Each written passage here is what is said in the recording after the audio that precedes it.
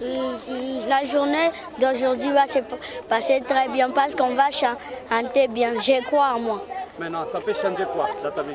Moi, ça peut changer beaucoup de mal dans ma vie. Vous connaissez la Pâque? Oui. Ça signifie quoi? C'est la mort et la résurrection de Jésus. Le nom? Nathanaël. C'est bon.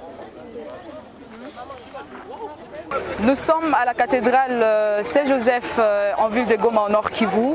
Aujourd'hui, les fidèles célèbrent la résurrection de Jésus, la résurrection qui intervient une semaine après une semaine sainte, qui a commencé d'abord par les dimanches des Rameaux. Et après les dimanches des Rameaux, nous sommes passés par Jeudi Saint.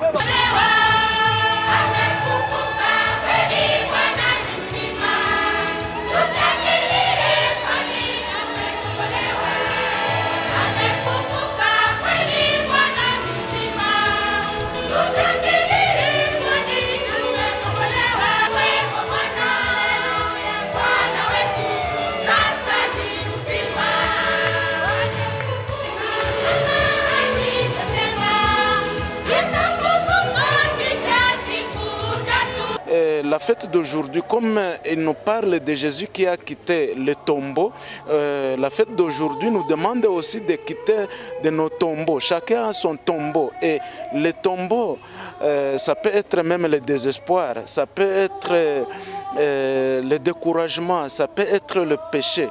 Tout cela, comme le Christ est sorti, Dieu a envoyé son ange pour rouler cette pierre. Il nous demande aussi de croire en lui et nous devons demander à Dieu de nous envoyer son ange pour rouler cette pierre afin de sortir de nos tombeaux habituels.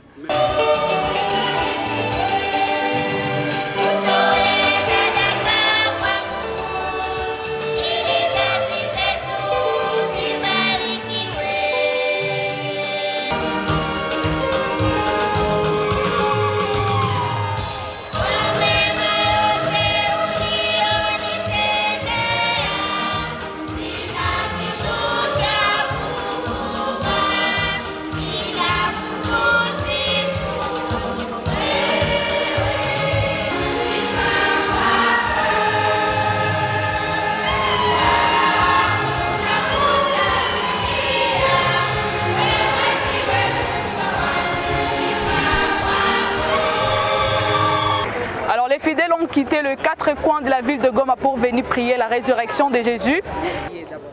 En fait, nous venons de faire 40 jours de carême pour préparer la mort et la résurrection de Jésus-Christ, notre Sauveur. Alors aujourd'hui, c'est un nouveau cheminement que nous empruntons parce que nous sommes conscients, nous sommes pour, et notre foi nous démontre comme quoi Jésus est mort pour nous, pour notre délivraison des péchés et pour la vie éternelle. En fait, en tant que chrétien catholique, aujourd'hui c'est une très grande fête pour l'Église universelle. Et aujourd'hui nous célébrons la résurrection de notre Seigneur Jésus-Christ. Et donc c'est une victoire que nous célébrons, une victoire sur la souffrance et la mort. Et puis, avec cette résurrection, c'est déjà une victoire sur la mort que nous célébrons aujourd'hui. Et donc aujourd'hui, c'est une très grande fête pour les chrétiens catholiques du monde entier.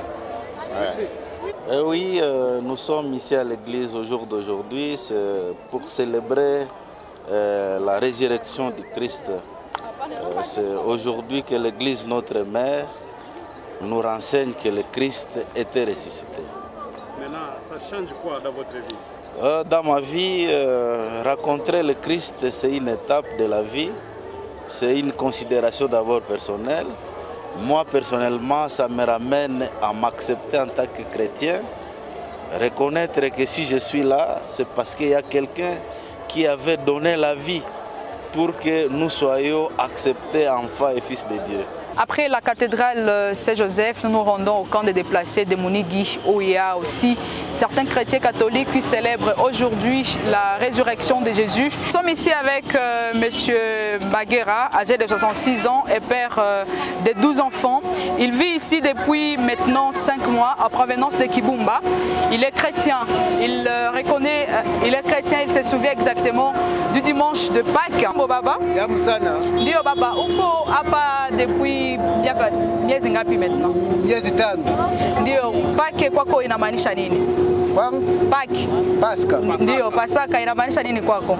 Pasaka ni mfugo kwa Yesu. Ndio, sasa leo ni siku ya Pasaka. Unapitisha hii wakati namna gani na familia yako? Sina cha kukula, sina cha kunywa, sina cha kuvaa. Sasa niko hivi tu. Lakini mbele tulikuwa tunakula, tunakunywa, tunachinja mwambuzi na tangu leo hatukula hata siku moja. Tofauti gani unaona katika Pasaka iliyopita na ya leo? Ya mbele ndio ya bje. Ndio, tuelezee utofauti gani na kwa nini unaoona kati ya Pasaka leo iliyopita na ya leo? Ya leo mimi natafuta kusudi nyinyi bakubwa mutufanyie nguvu, mutupatie cha ukula na cha ukunywa. Mwito gani kwa wakuu viongozi? Batupatie cha ukula. Voilà, il dit que Pâques, il reconnaît ce que c'est la résurrection du Christ, mais eux, ils ont juste besoin de la paix pour qu'ils puissent retourner chez eux et vivre leur vie normale comme dans l'assiette. Ndio, sasa leo munafete Pasaka namna gani? Hatukufete sababu ya kukosewa. Tunaenda mkanisa sasa, mimi tumetoka tumerudia, jo hakuna fete, hakuna chakula. Nijua nini?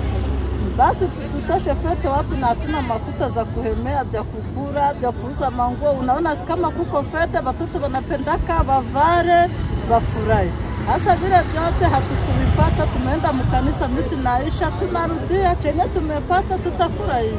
Jambo. Leo ni siku ya Pasaka. Tuko kukaa ya badeplase. Nyie mnapitiza ile siku ya Pasaka namna gani?